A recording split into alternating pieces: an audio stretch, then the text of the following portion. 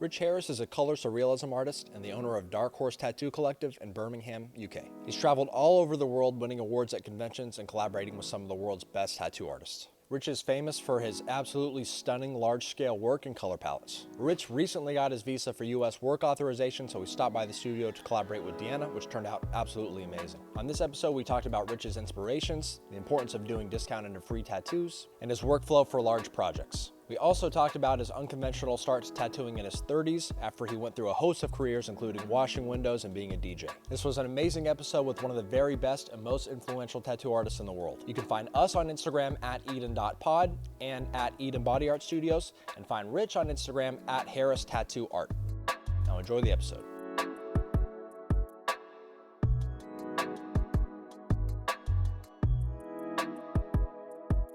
A couple of years ago, a doctor told me that if I didn't figure out how to stand up while tattooing, I was gonna need surgery. That's why we adapted this uplift desk. I stand and tattoo, which now my pain has gone down significantly. I get so many questions on what my tattoo bed is, but really it's not even actually a bed. I think as tattooers, we don't really think of the longevity of our careers or taking care of our bodies. You're tattooing for 8 hours or longer sometimes, so it's just really important to invest in tools that'll extend your career. If you'd like to see the equipment you use to make this, check out the link in the description.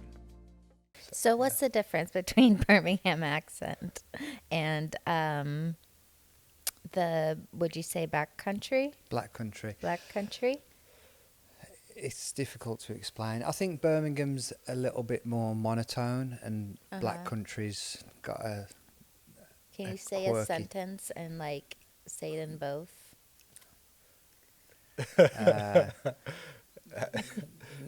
We should have told you to practice your Sorry. your British dialects for the podcast. No, I didn't realize it would that there were so many dialects in so many parts of this small area. I mean, small comparatively to America.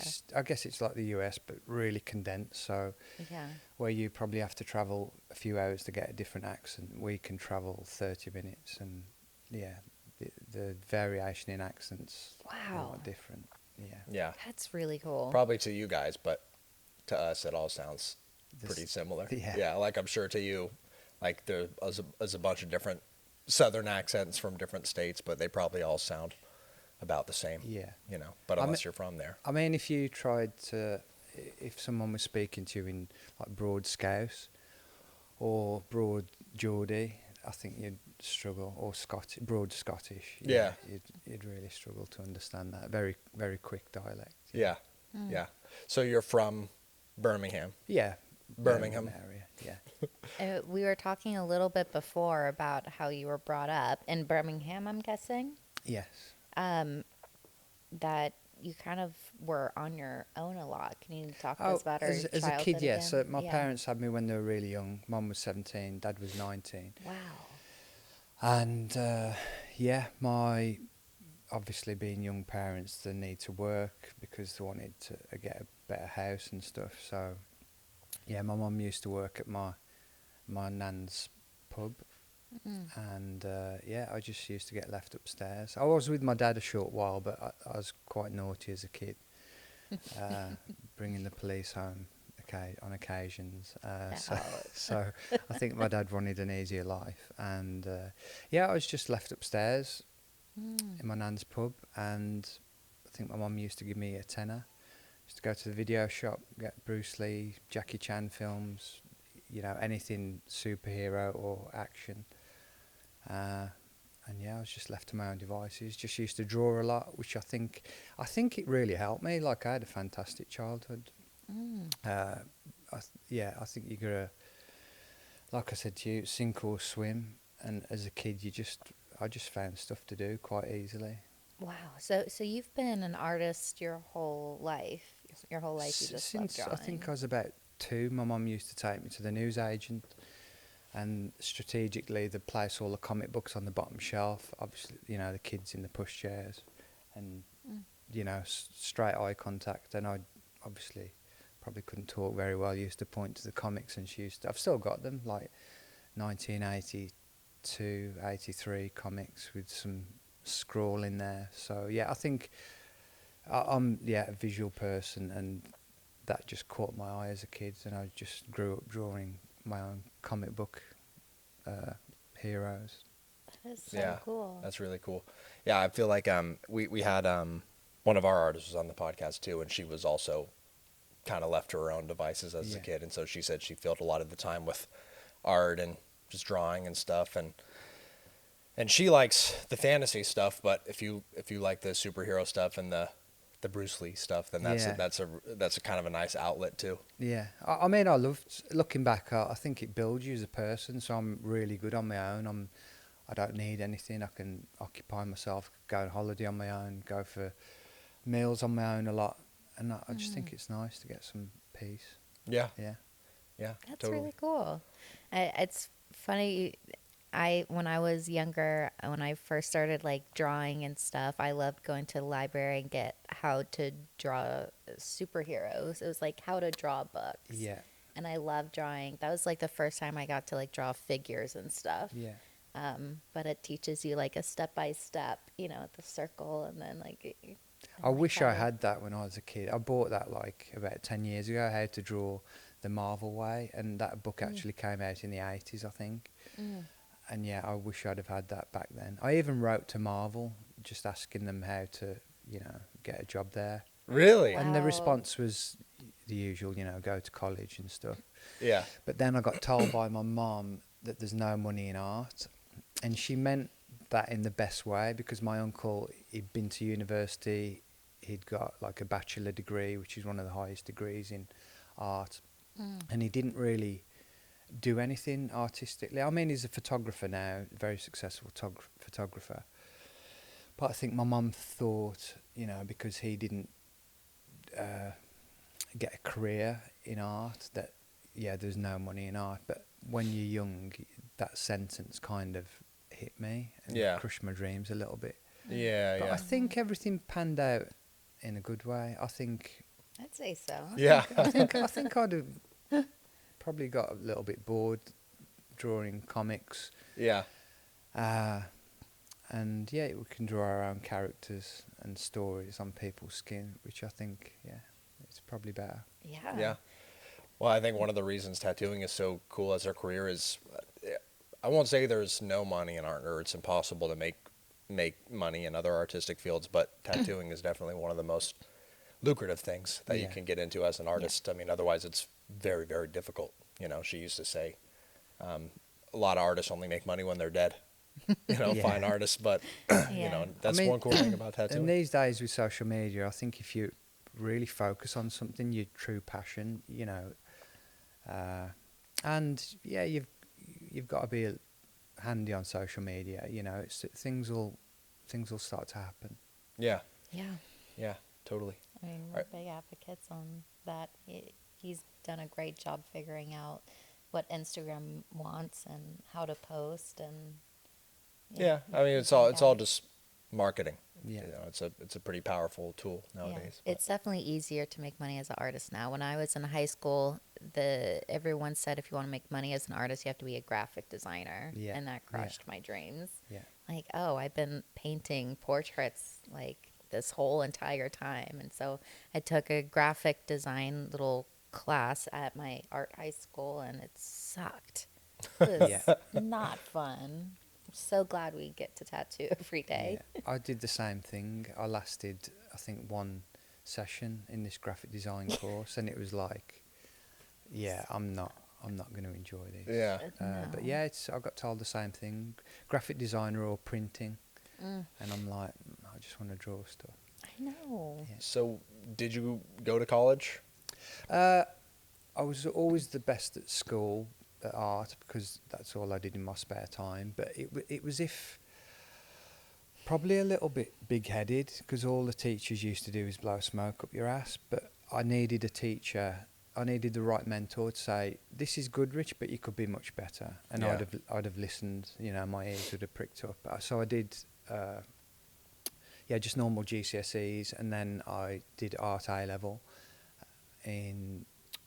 at high school from like 16 to 18, but I just dropped out because I think I was more concentrated on playing football soccer, as you Yeah. call it here. Yeah. And yeah, art and football was my thing. Oh, really? And yeah, I didn't pick up a pen or a paintbrush since, from when I left school when I was like 18 until I was 33, when I got the idea to tattoo. Wow. Wow. So what were you doing in the between meantime. those Yeah. times? So I've always struggled to work for other people. I literally last like a few weeks in jobs because I kind of quickly work out the business, and I get a lot of ideas, and I don't think the people above me, the bosses, like being questioned, and I'm quite upfront and direct. So for example, I got a job for this window cleaning company, and the guy is a lovely guy called Bill. He had lots of people working for him. And I was there 2 months, but he was doing really strange things like watering down the washing up liquid to save money. And I'd ask, be very upfront, why are you watering down the washing up liquid? Because we're just going to use more. You might as well just give it us neat, and then it'll just last longer. And he denied it, and I just, like you say, it's just one example. Yeah. And then I got approached in the street. This guy was selling his window cleaning business, so I got my dad to finance that. And it was good money, and I did that for, I think, 14 years. Oh, you had your own window cleaning business. Yeah. Oh, okay. I was about 20, 21. Yeah, I worked for somebody for 2 months, thought I knew it all. There was a few sticky years where I got my friend in the end who had a lot more experience, which steadied the ship. Yeah. And then we evolved that business. I sold it off. But throughout my window cleaning career, I used to DJ. I used to play. I had a few gigs in Brazil, and I played in a really cool nightclub in Ibiza called Space, which isn't there anymore. But that was a super famous nightclub. There's still Space venues all over the world, but the one in Ibiza is not there anymore.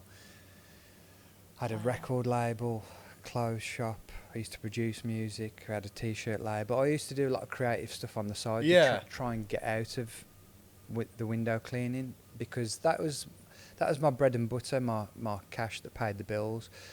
But obviously I'm very creative and I wanted to do something more, but I couldn't quite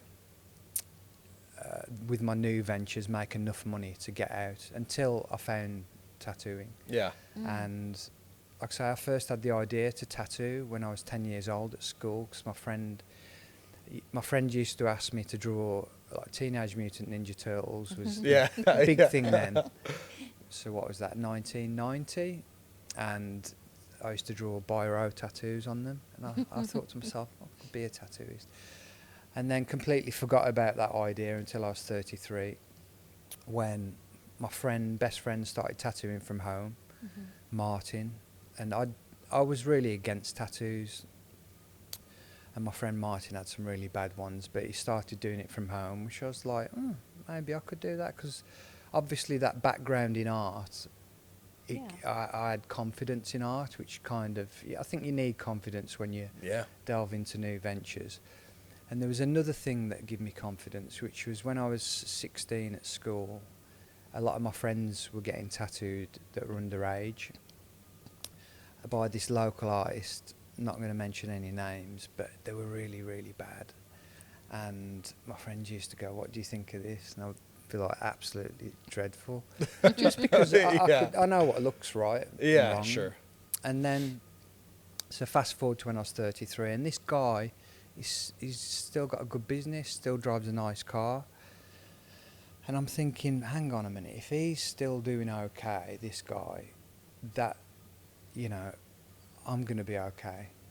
I'm absolutely going to be okay. So then, you do the usual thing, buy some kit from eBay.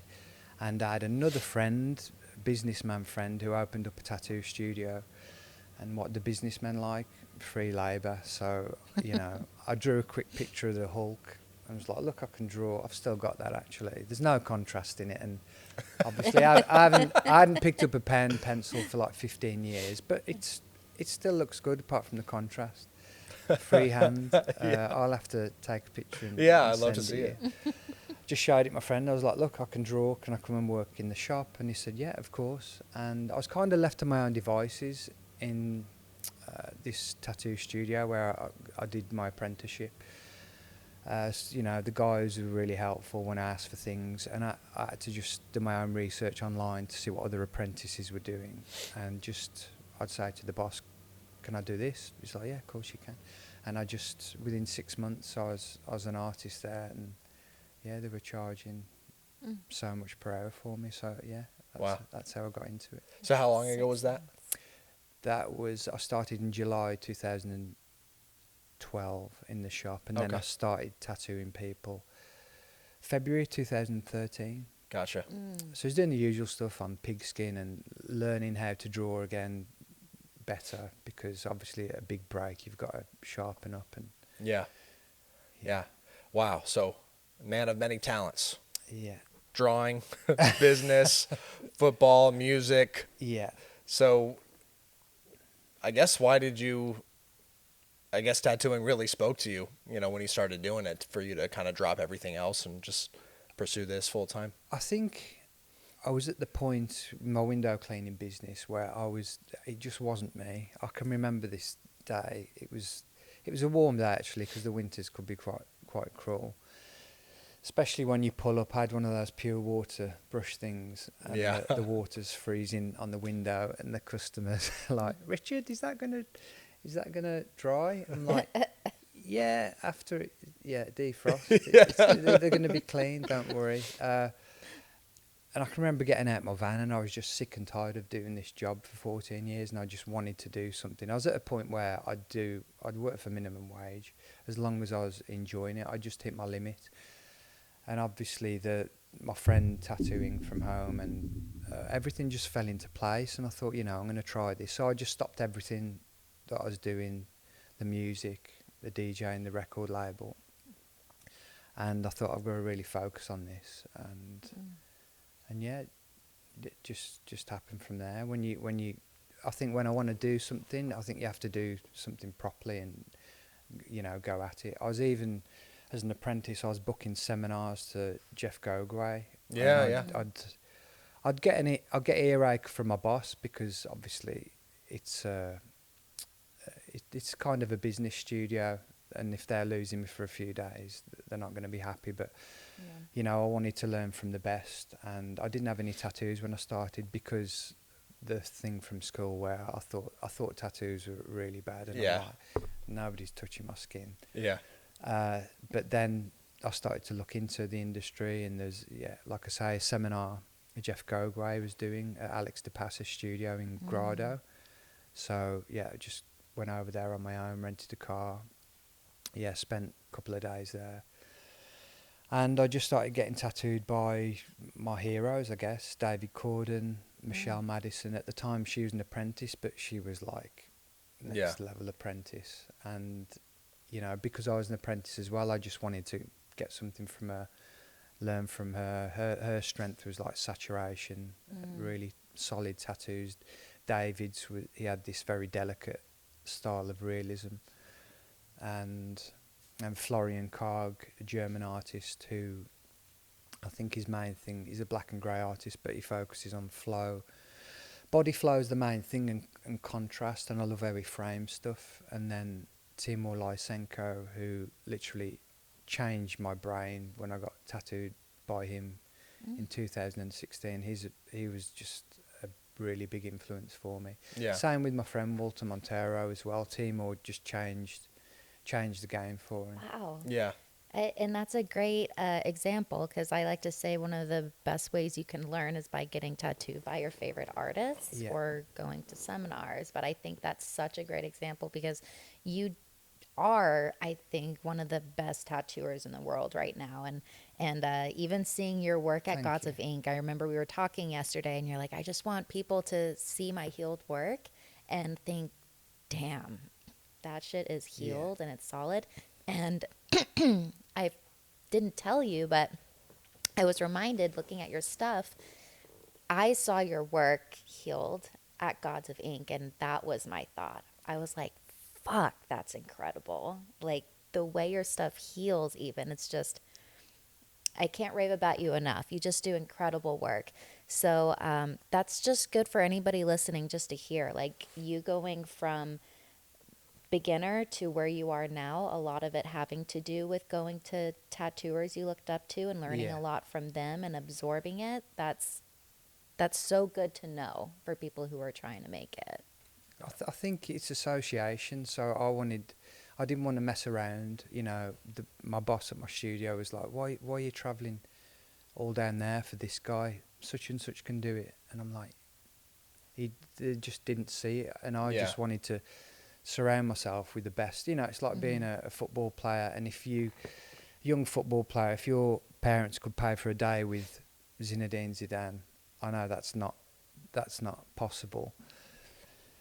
And just pay for a day with Zidane and he could teach you some tricks. Your level of, you know, football will go up. But fortunately in the tattoo industry, we can access these guys and go and spend time with them and mimic their setup, because I think my logic was, I'm going to go and see these guys, obviously ask some questions, and every single person I've been tattooed by is, you know, luckily been really nice, and we're friends now. So, 'cause I've heard people have some horror stories when they meet their heroes, but for me it was just about, you know, just being with them and talking to them. And David Corden helped me a lot, actually, because I showed him my work, and I think all you need is a couple of words from someone you really admire to give you that little push. And he was like, oh, you're going to be really good. And I was like, just showed him this black and grey rose, and I'm like, oh, wow. And he was kind of my mentor. I got a lot of tattoos by him, and when I was opening my own studio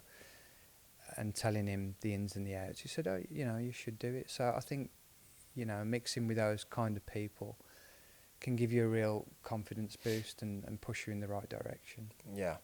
Were one of your thoughts and goals, because like the difference between you and say like the people who didn't understand why you were going to get tattoos, do you feel like one of the differences may be like your thought process and your goals were like, I want to be the best in the world? Yeah, that's all. I just want to be the best. Yeah, like you said, I mean, that's not for me to judge, but I'm trying to be one of the best in the world. And that's always been, I've never actually voiced that, but that's what I'm thinking all along. I'm going to try, and because just everything along the way has just given me a little push in confidence, you know, comments from people I really admire. And I think, you know, when I was a kid, having that background in art, even though looking back, I don't think I was as good as I thought I was at the time, but you know, just having everything just gives you that little push and confidence. And I don't understand, I don't believe there's limits, because I've been in studios where other artists talk about talent ceilings, and I'm looking at them thinking, what a talent ceiling? What's that? I mean, why would you limit yourself? I think people should. I think it's a thing I struggle with. Some of the artists I've worked with in the past, their outlook is so low, and I'm thinking, I think I believe in them more than themselves. I'm like, guys, any one of these guys who I've worked with in the past, you could smash it within a few months if you just do the right things. Yeah. And they never do, and I'm like, well, some do, but most of them don't. I'm thinking, but everybody's got so much potential. Why aren't you doing it? Yeah.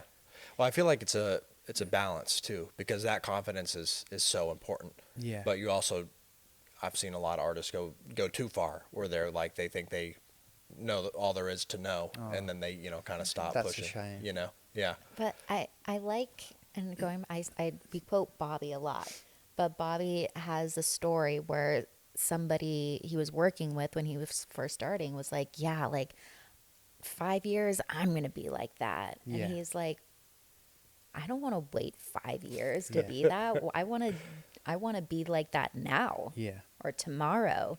And I think also like that's another difference with someone like you who's like, you got in the industry, you're like, I'm getting tattooed by the best people I could think of. I'm going to learn, I'm going to push myself. And people who are like, oh, you know, like, I'm not ready for that, or maybe I will in like a year or so. And it's like, what are you waiting for? Yeah, it's, life's can be short, so why not get on it? I think I had a lot of frustration build up over the 14 years I was a Yeah. window cleaner, and at 33 when I started, I just wanted to get good quick, and I'm all about shortcuts and fast tracks. And yeah, like you say, I think getting tattooed by the best people, and just, and even now, like, I think in 2018 I first discovered her work, but Sandra Dashka, I Yeah. just love her stuff so much. And I get not obsessed, I get what's the word, inspired, and I get inspired really easy, but there's certain artists that catch my attention, and I'm like, wow, I just want to, how do they do that? What's this magic? And I went over to Sandra's in Latvia and got a tattoo from her over 2 days. And since I've collaborated with her, and she's really an amazing person, she's got such good energy, and just Her work is trying to incredible. figure out her technique. It took me years to kind of figure out what she was doing. But yes, Sandra was just a big inspiration. She still is, just how she tattoos, very large scale, very simplifies everything, but the colours she uses are fantastic. So It's come to our attention that 75% of our viewers don't subscribe to our channel. This is kind of messed up because you're really missing out. We post a podcast every other week featuring some huge names in the tattoo industry. We post on YouTube Shorts twice a day, and we post weekly long-form videos. These videos typically have some amazing information and insight for tattooers, and sometimes it's just fun, relaxing content. But if you're here, that means you probably like amazing tattoos, and we have no shortage of those on this channel. So take 2 seconds and smash that subscribe button so you don't miss anything. So, was she a big influence in the style you do today, or what would be your biggest influences that helped you create who you are? I think so. Like I said, I go through stages where Sandra was a really big influence for a few years, and still is. Now I work with Sandra Riffard this year, and he was really inspiring. I mean, everything that I've been working on, like Volkan, my friend, everybody's got their own special powers. Volkan, he's like the master of photography, and he's got his own unique kind of take on Japanese style. But I'll always identify my weak points, and I'll just reach out to people, obviously, that inspire me, and just ask questions. Like Volkan is very good at colour theory as well.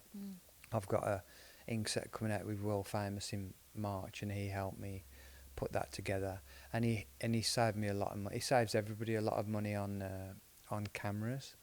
He knows everything about cameras and lenses. Yeah. And he's already wasted that money. His own words. He's Yeah, like, yeah, yeah. Come to me. He even messaged me yesterday. He messaged the group I'm in about this new deal for a camera, and I said, you should create a page or do something from your profile, like the money saving camera expert. Yeah. .com or something, because for people that got a lack of knowledge in photography, and there's a lot of artists out there that want that, they do some beautiful work, but they just spend 5 minutes taking a quick picture of it or a quick video on the phones and haven't even wiped the lens, and it's like, oh, your tattoos are so good, but you could make them look like they actually are by just spending a bit of time. And that's the second most important thing besides doing a great tattoo for someone. Yeah. Because that's what people are going to see. Yeah. But now I'm going to contradict myself. After working with Sandra Riffard, so all the areas that I want to improve on, colour theory, cameras, the right lenses, the right lighting, background, Sandra Riffard, wow, he's got such an amazing system. So his partner Claudine, we'll have to put her Instagram in the caption or something. Sure. Yeah. Because he's got a crazy system where his partner takes pictures of the skulls. They'll set up lighting, like a skeleton and a skull, so it's all in-house. Take a good picture, and she creates a design. She collaborates with Sandra and creates these incredible designs, and then Sandra will tattoo them for like 4 or 5 days and create a masterpiece. He doesn't do small projects. So creates a masterpiece, and Sandra doesn't really bother with fancy photography or backdrops. Yeah. He just does an iPhone picture or video, and it just blows up. The work speaks for itself. Exactly. And yeah. that's something I learned, and I'm like, wow. I haven't been leaning up the wrong building, but I'm like, wow. So much focus is on the design, which must take Claudine like 2-3 days. You should see the time lapse that she does. It's ridiculous. And then Sandra puts all the energy into creating these ridiculous, amazing tattoos, and he doesn't bother with the rest of the stuff. It's just design and tattoo. That's it. And I'm like, wow, it really inspired me to put more effort into my design work and, spend more days, weeks on each project. So, Yeah. Yeah. Yeah, well, I think a lot of the stuff that you've said is very powerful in the sense that, if you think about some of the most successful people, a lot of it is because the relationships they developed. And when you're trying to figure out how to do something, a lot of times you can just ask yourself, or you can go to somebody that already knows how to do it, that already has spent the money on cameras and knows which ones are good, and they can save you a bunch of trial and error. And so we talk about this on the podcast in a lot of different senses. We've talked about how seminars can be time collapsing because if somebody shows you how to pull a line a certain way or how to pat color, that saves you from having to figure it out yourself. It applies to photography too. And we had Ryan Roy on the podcast. He was talking about the ignorance tax with business, where it just costs you a lot of money because of stuff that you don't know yet, and you just have to figure it out. But if you have a mentor that can tell you, hey, watch out for this stuff. So whatever discipline it is, but I think that's so powerful, and I think you're one of the most successful artists in the industry. So I think that's Thank you. That's pretty powerful story. I appreciate it. It's just being brave as well. Some guys messaged me this morning on some. I think they did a collaboration at a show, and I don't think they picked anything up. And they asked me for the critique, and I've got time for everybody. Just, That's so cool. Just to give them some pointers, and it's just if you don't ask, you don't get. Yes. Exactly. Yes. So just be brave and just ask. What's the worst people? The worst they can say is no or not respond. Exactly. But best case scenario can save you, can expedite your growth years, or make a connection that is gonna. Mentors are important, and I think I was talking to. We were speaking yesterday, weren't we, about books, and I think books written by, clever people. You can use that you can have that as a mentor. Yeah. So my workshops I do, I've got a list of books which I'll share with you later. Yeah, I would love that. Yeah. And that's a mentor in itself. Just read what I do, because sometimes the information doesn't go in. I'll download the audio book and read the physical book at the same time, so the information jams in. Because how it is. Sometimes you're reading a book and your eyes are working, but it's not going in your brain. Yeah. So It definitely, but I'm also that same way with audiobooks. yeah. We just talked about this on the last podcast too, but I'll listen for like 30 seconds and be like, shit, I wasn't paying attention. I'll have to back it up. Yeah. But yeah, that's a good idea. It's reading it's while you're listening inspiring to as it. well. Reading through, a lot of the people who write these books are in totally different trades, but you can take a lot from it. I was obsessed. Well, I still am, with autobiographies from famous footballers, and a lot of them, it's rags to riches, and they're so inspiring, and hard work, and some of them not much talent, but that sheer will to get where they want to get, and they've literally lived the dream. It's really inspiring. Yeah. What are some of your top books you would recommend to people listening? So Think and Grow Rich. That's the one that's over 100 years old. Fantastic book. The 5 a.m. Club, which I did for 90 days. That's really, really good. And I'm going to revisit it actually and read it again. Wow. And the author has also done a new book, The Wealth Money Can't Buy. That's really good. It puts a lot of things in perspective. And there's another one, The Creative Acts. That's what I've read recently. But what I learned in the 5 a.m. club, use your time efficiently. So I spend a lot of time in the car taking my daughter to school because it's like a 50-mile round trip, and he calls it traffic university. So I put on an audio book. I used to listen to like a sports channel, which is kind of a waste of time. I've stopped watching a lot of sports as well because all those hours, days over the year, you could be doing something productive. Yeah. And so I listen to a lot of audiobooks in the car so it doesn't waste a lot of time. So Yeah. traffic university he calls it. So. Yeah, no, that's good, because I have the thought all the time. It's like, oh, I could be doing something else right now, But I mean, Deanna tells me you're super productive as well. Yeah, I try. I try to make efficient use of my time, but I mean, it's a process for sure. That's an area that I think there's always room to grow, and I think balance is an important thing. Yeah. Too. One thing that I'm learning about right now through books that I'm reading is the importance of Same. off days, and you really need that. And so actually another interesting thing is, have you read any of Dr. Benjamin Hardy's books? No. With Dan Sullivan? Okay, I'm going to put you on some Okay, stuff, but okay. It's funny, we had like 2 people on the podcast recently mention Dr. Benjamin Hardy and Dan Sullivan, and I had heard about it through John, and so I've started reading their books too. I forgot where I was going with this, to be honest. Robin Sharma, that's Taking the guy. days off. Taking days off. So, they were talking about the importance of rest and recovery, and Dr. Hardy dropped one of these statistics too, that most of your ideas and your productivity, it comes when you're not working, when you're in transit. And so, and I also had the realization the other day, it's like all my best thoughts come in the shower when I can't write them down. But it's because I'm not doing anything else. It's because I'm not doing your something. mind's clear and you're relaxed. I'm like that sometimes. I'll think of something in bed and I'll have to get up or draw it, or I've just started to get back into producing music and I'll think of a lyric that's really clever, and now I'll just get up and just write it down quick, because that's something Steve Jobs used to do as well. I got that from his audio book. Just keep a pen and paper to hand, and or Apple Notes, and just get the idea down really quick. Yeah.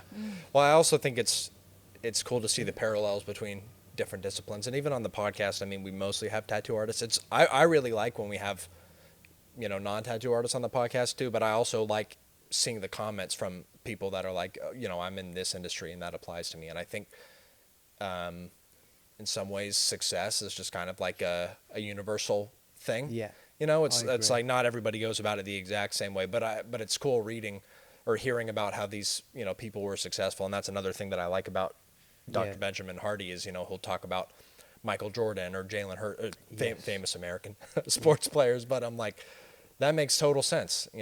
I've there's another book as well. Is it Unstoppable? I think it was Michael Jordan, written by Michael Jordan's coach. Okay. And about how he helped him over his career with training routines, and when he went into baseball for a season,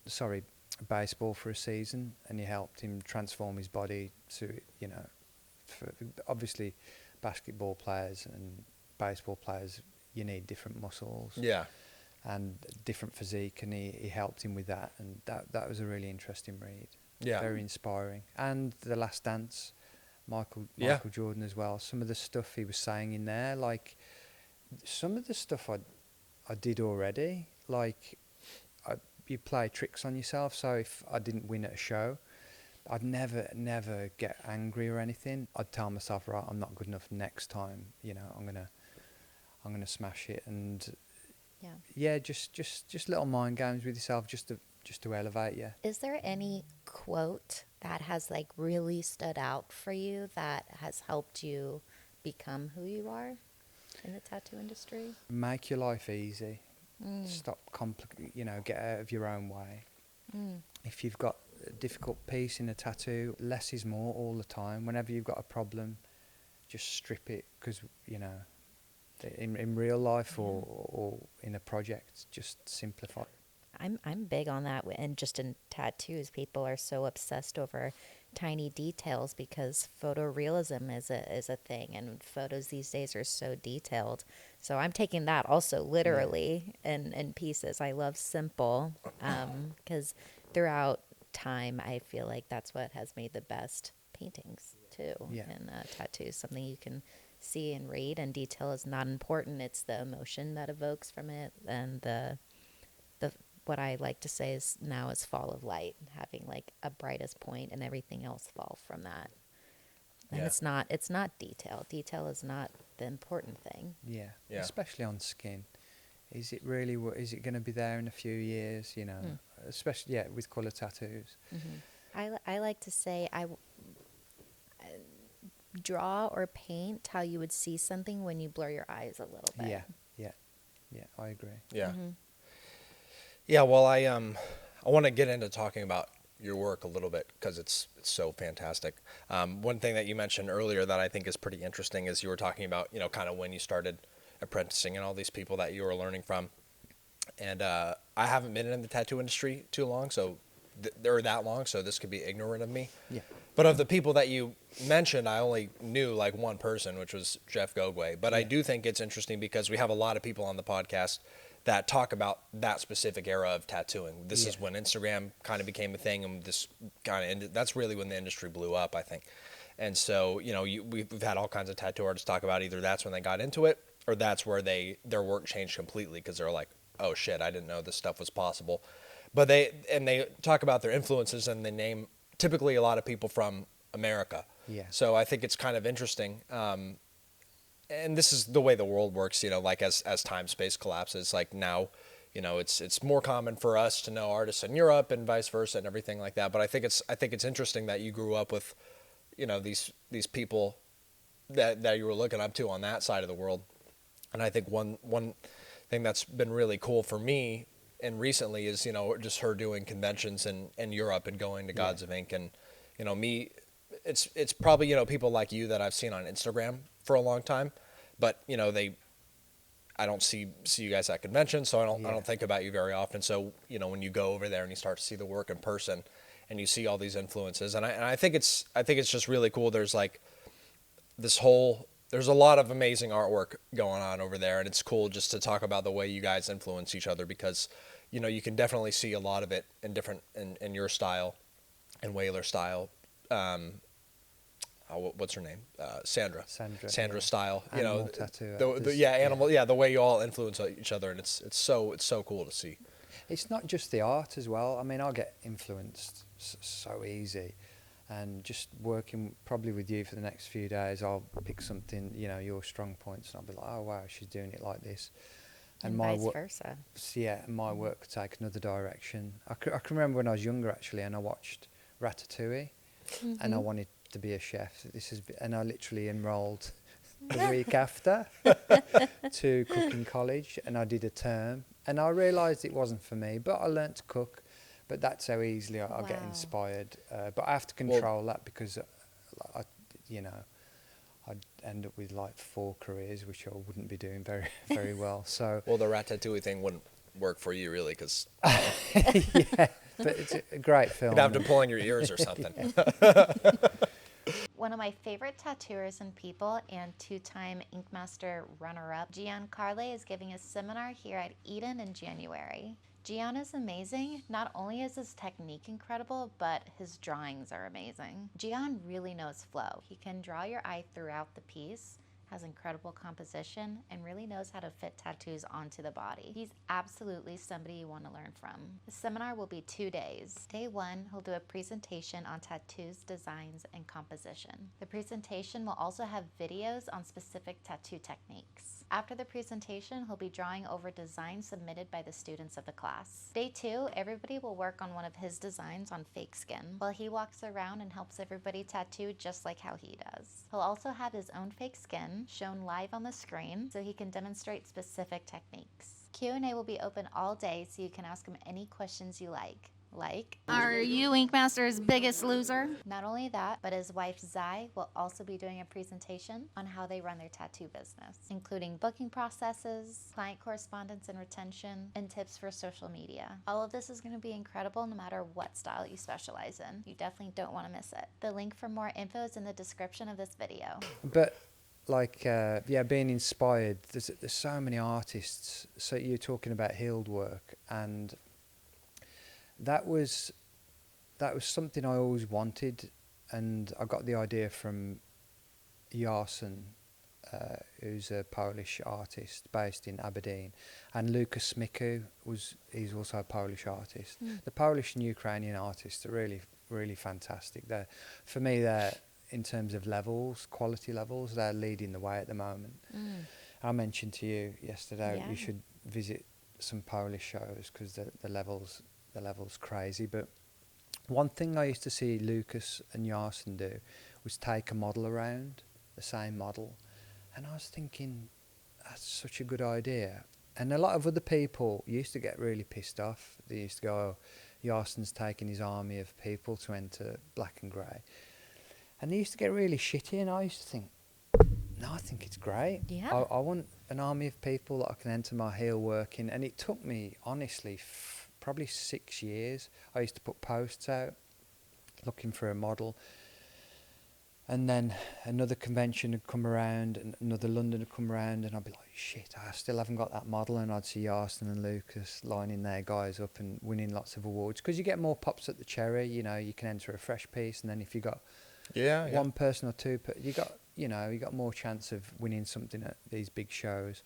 And then finally it clicked, and it was good timing, to be honest, because my youngest brother's got really pale skin, and I started a piece on him, not intending to do a bodysuit, and he sits really well, and he's reliable, and won't let me down, and sits well, good, really like a luminous pale skin, which is great for colour work. So I had the idea to take him around, and I tattoo him for free. Obviously he's my brother, he pays for his hotel and flights and that.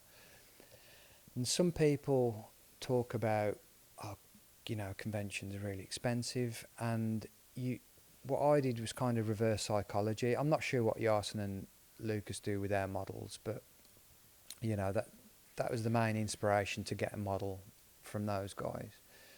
But for me, just to take somebody, I'm not earning money to cover my expenses that weekend. However, when I noticed this at Gods of Ink last year, my booth was absolutely heaving because people were seeing the heel work on his legs, and I got so much work off the back of that.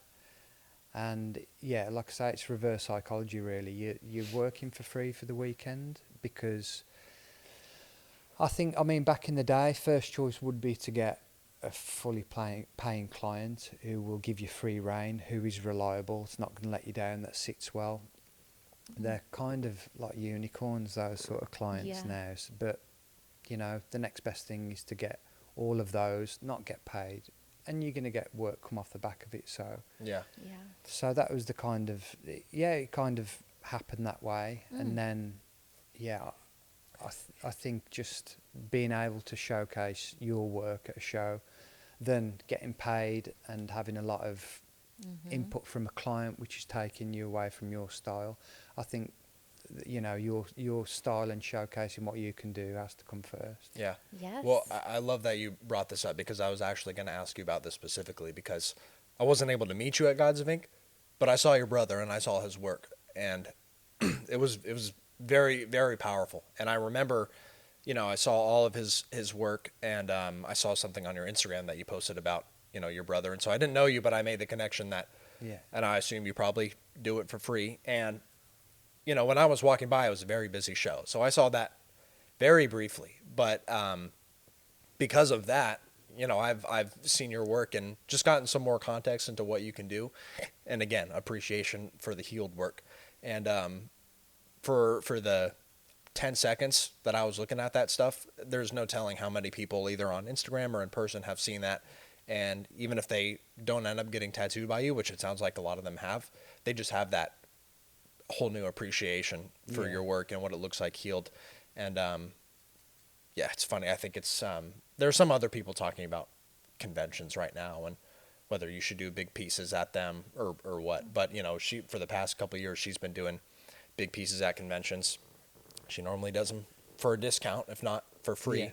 Because you've got to get that combination, haven't you? They've got to sit well. Mm-hmm. You need free reign to showcase your art, Yes. and the right client is so important. Yeah. It's really integral. Yeah. Do discount or free work. Yeah. To help build your portfolio, to help with conventions and getting yourself out there. Yeah. If you're switching to a new style and you're trying to learn it, find people to do it for a discount or for free on so you can do your best work, have free range. Yeah. Yeah.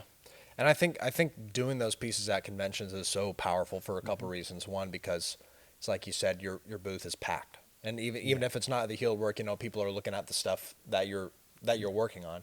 It's the same thing with her. There's always a crowd around her at conventions. Yeah. And Because people are more impressed with big pieces as well. so I was going to get to that in a second, sorry. actually, too. No, but I love it. We're on the same wavelength. And then obviously too, if you win an award, that's nice too. There's some publicity there too. But I talk a lot about kind of the value of doing big pieces from a business perspective. But I also think that it's just more eye turning. It's more head turning. It's more eye catching. If you look at the people who have crowds around their booth at shows, they're working on leg panels, back pieces. Even if you go to Instagram, you might notice that a back piece is going to get a lot more likes than a forearm piece, just because there's that. It's more impressive. Yeah, There's yeah. more going on. There's a story to it. Whereas you can't really do that with, one day bangers. Yeah, yeah, totally. But I think in talking about kind of the make your life easier thing, I think you really do a great job of having large scale subject matter that's simple. Yeah. And I think it's a lot more dynamic that way. It's just it looks better. You're not having to worry about the small details, which aren't going to hold up as well. And I think that's a testament to how your work looks healed too, and why you're kind of at the forefront of the industry right now with the stuff that you're doing. Thank you. Yeah. I mean, my stuff wasn't. I'm getting really good heels right now, but that's like 12 years of trial and error, and as well machine setup. I've switched my machines in the last year or two, and cartridges.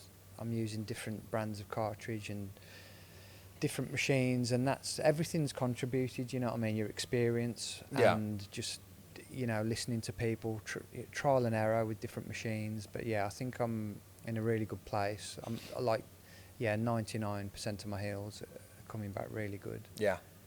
One thing I also wanted to talk about is I got the document that you sent out to the client for the collab this weekend. And by the way, Rich is here to do a collab with Deanna over the next few days. It's gonna be pretty sweet. But the aftercare process that you described to clients is very meticulous as well. Do you want to talk about that a little bit? Yeah, I mean, it is. It sometimes can be down to the individual. So if they've got really good healed work, and they obviously know how to heal tattoos, I'll say you carry on with your routine. But if not, then I'll. And it's just other artists have suggested these things when I've got tattooed myself. So I think Sandra does the same thing, where she will, when you've got the fresh tattoo, dry heal it the day after, but clean it every hour with antibacterial soap or not 0%, water wipes. Just clean it to stop those microscabs forming, which can create big problems if you're just putting cream on top. And tattoo armour. I try and avoid plastic, putting cling film or don't have anything petroleum touching the skin at all. Yeah. Tattoo armour pads on the evening. Or if there's variations because everybody's lifestyle is different, and their work's different. If they've got a busy job, maybe keep the tattoo armour pads on until you get home. But usually, it's dry heal, cleaning every hour the day after, and then obviously cleaning 4 or 5 times a day with very thin layers of ointment. Yeah. The day after that for the next 6-8 weeks. Yeah. Do you have any tips for like the application process of your tattoos that you know that you think helps them hold up better over time? I think apart from what I've mentioned, staying out of sun, don't go to the gym a week before, week after. I ask clients to avoid creatine a week before, a week after, because that somehow hardens up the skin. Interesting. And I had one girl, she kept bleeding one of the days, and it was the multivitamin she was taking that really, it didn't help the healing process. So I'm still learning and updating it, you know, when I get a situation. Wow. So it's forever evolving, this list. Yeah, that I send totally. out. Yeah. Interesting. Well, what about on your side of things as far as, you know, maybe considerations that you take when you're designing or? I mean, well, during the process, not so much designing, but during the process, I'm using Skinworks, which is a really good product. They use a similar product in hospitals before operations. Yeah. I'm spraying that on before, during, and you know, they can have it as aftercare as well, which just helps. It reduces the chance of infection. You know, if they've got animals, they might brush against the animal, or the animal might sleep in the bed, which is a lot of bacteria. So anything can really affect the tattoo. So I'm just trying to, you know, minimise those problems. I just ask people to leave it alone. That's about it. Yeah. So that's, I mean, definitely after our collab, I'll have them do however you heal your tattoos. But it's funny the differences. But one of my quotes is one of the quotes that helps me in my career so much is listen to the people that have what you want. I love the way your stuff heals. I love the way you saturate. So I want to listen to you rather than myself. So I'm really interested to see like even the differences with how this heals and if there are like any big differences. No pressure. So Yeah. I'm excited. Me too. Well, maybe we could talk about your workflow process a little bit, because I'm a little bit curious as far as that looks. Because you at conventions you obviously do large pieces, but at home, do you also pretty much do large multiple day tattoos? Yeah, pretty much, yeah. So how many days a week do you work? How many clients do you I'm work trying with? to look after myself these days, because when I got together with my partner Jade, she identified very quickly where things were going wrong. I wasn't looking after myself, so I was working like 10, 11-hour days, maybe 5 days a week. And yeah, since then, I'm just working a strict 8 hours a day. I mean, conventions and collaborations, Sure. It's going to vary, but you know, when I'm doing solo projects, I think a lot of artists have said this. Val Tatboo springs to mind, and she only works, I think, a strict 7 or 8 hours, just because, you know, it's like driving for 8 hours. You're not going to be as sharp Yeah. after 7-8 hours than you are at the start or halfway through. So yeah. And just having downtime, really, getting back home for at least 7 o'clock, 7:30, spending time with your partner, and early nights. That's another 5 a.m. club thing. Your bedtime routine is really important. Yeah. Sorry, I lost my train of thought. I was just gonna. How many days a week are you days. working now? Yeah, I'll go off on tangents. Excuse me. So I'm working. Maybe a 3-day week, and then the following week 4 days. I'll try and have a day off in between the 4-day pieces I have in. But yeah, 4 days max with a little break. So is that typically like one client for 3-4 days in a row? I'll have one client for a 3-day project, and then for the 4 days, which are broken up with a day off in the middle, that'll be 2 separate clients. Okay, gotcha. But sometimes if a client does want 4 days, then I will do 4 days straight. But that'll be the only job I've got in that week, just so I can focus, you know, just on that job. Because there's nothing. I've done this before where I've crammed a lot in, and I've got to work on 2 different projects, and it's over 5 days, and it's, yeah, I think one project 1 week is, you can get really good focus with that. Yeah, totally. So what does your kind of design process look like? Do you design in advance, or? My design process, my perfect design process, I'll collect images probably 2 to 3 weeks before. You know, it's like, I use a chef analogy, you know, working with the same ingredients can get a little bit boring.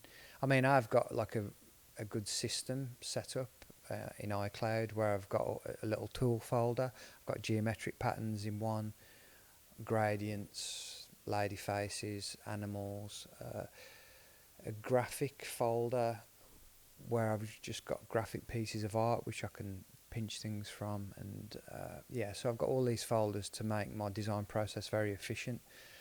But before each project, I'll go on Midjourney or Pinterest, or, you know, I'll occasionally do my own photography, and just to get some fresh ingredients for this project, to give you some inspiration. And then I will crop the client's leg, put it in a project, and just drag some stuff in and have a quick mess around. You know, sometimes they'll ask for specific things if it's an animal theme, so I'll just chuck some stuff in and that'll plant a seed for me.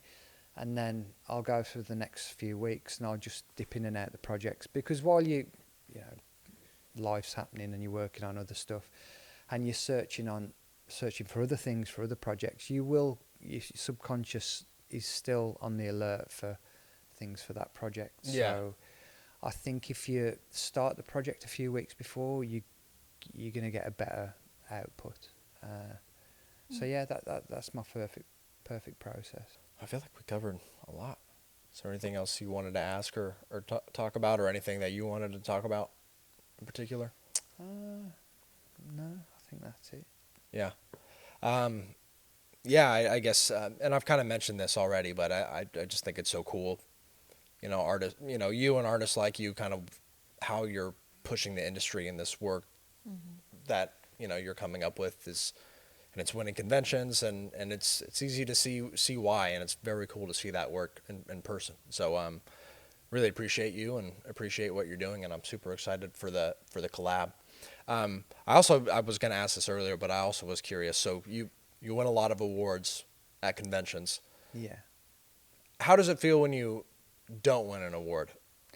I think not winning an award at a show is really amazing. It's probably it's a better gift than winning, because you don't learn anything by winning. But when you don't win, I think it's great. I think you have to have a really good attitude. And when I don't win, I think I didn't win in Brussels last year, and I looked at what did win, and I think it's amazing, because I think the artist was Colombian. I've never heard of the guy, but his piece, like, I think I got top 4, and his piece stood out. I knew I was going to win, and I was like, wow, this piece is really fresh, really cool colour palette. For me, I was like, wow. For that particular piece, I was really happy with the one I did, but I wasn't trying to reinvent myself. I was using some really key elements, which I thought were really cool from, you know, some geometric from other projects, and I thought it was solid. But yeah, this guy, I learned a lot from that weekend. You know, I introduced myself as like, dude, I love your work. So yeah, met a new friend, follow another great artist. I asked him how much he'd spent on the design, and it was a little bit more than what I'd spent on the design. And I'm like, oh, okay, well, I'm going to make sure I don't let that level drop. And I did that Michael Jordan thing where I got a little bit pissed off with myself. I'm like, right, next show I do, which was Florence, I'm going to absolutely clean up and I'm going to win Best of Show. Yeah. And I told everybody that, you know, I manifested it. Yeah. People think when I talk about this stuff that it's a load of rubbish, but if you're brave enough to say it, and, you know, and you'd put the work in, and luckily that next convention I got to,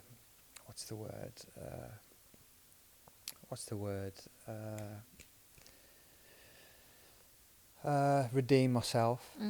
And yeah, we picked up Best of Saturday and Best of Show, and it all come together just from the experience I had in Brussels, where I think I got maybe a little bit complacent. But, Yeah. But yeah, I think not picking up anything at a show is a real gift. I think it's fantastic. All those artists that get a little bit pissed off with the judges, I think what I do, I'm like, right, I'm not good enough. I've dropped the ball. Right, I'm gonna, as Thanos said, I'm gonna become inevitable. Yeah, You know? yeah. But that Yeah. means I'm gonna kick my own ass that much. I'm just gonna level up and put so much effort into the next piece. Then, you know, there's gonna no stone unturned sort of thing. So Yeah. Right. Yeah, and I think the value of doing pieces like that isn't just so that you win an award, which is, that's cool too, but It's a cherry on top, isn't it? But it's just pushing yourself. The awards aren't everything. I mean, I love El Rana awards because they're pretty. Put them on the wall, and when people come in the studio, it's really I find it fascinating to look at. Did a guest spot at Boris Bianchi's studio in Miami not long back, and he's got some really cool awards on his wall, and it's like a journey. And I found out that he was at the same show I was in 2018, and I was like, oh, so we had that thing in common. Yeah. And like Randy Englehart's studio in Zwickau, he's got this crazy studio with a pub at the front, and like it's like a complex. It's so inspiring, and he's got this crazy big wall with all his awards.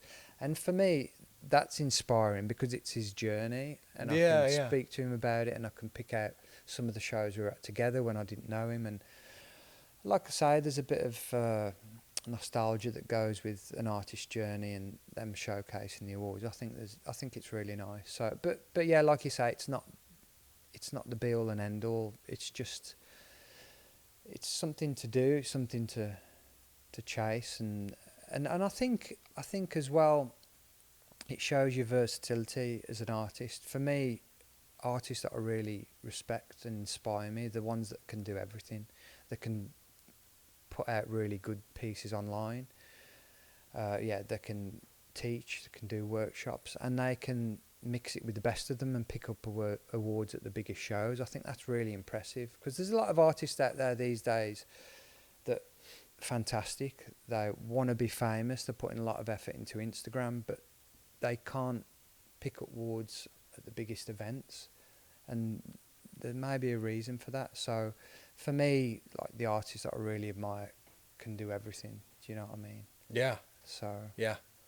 That's such a high level to be on, to be able to do all that stuff well. So yeah, I can definitely see how that would be very inspiring. For me, painting and tattooing go hand in hand. That's why I'm having another painting and tattoo seminar over 2 days in Brooklyn, New York at Atelier Eva, April 13th and 14th. When you learn in school, you learn that the best way to learn something is by replicating an old master's work. During this seminar, we're going to be replicating a John Singer Sargent portrait using a limited palette similar to the Zorn palette. The first day, we're going to be going over how to oil paint. And the second day, we're going to have a hands-on tattooing seminar where you already know the colors, where to put them, and can apply it more effortlessly when you tattoo it. There's definitely similarities between the two, but when you first paint what you're going to tattoo the next day, you understand where the colors go, the undertones, what the hues are, and the values before you tattoo it, so it makes it a lot easier.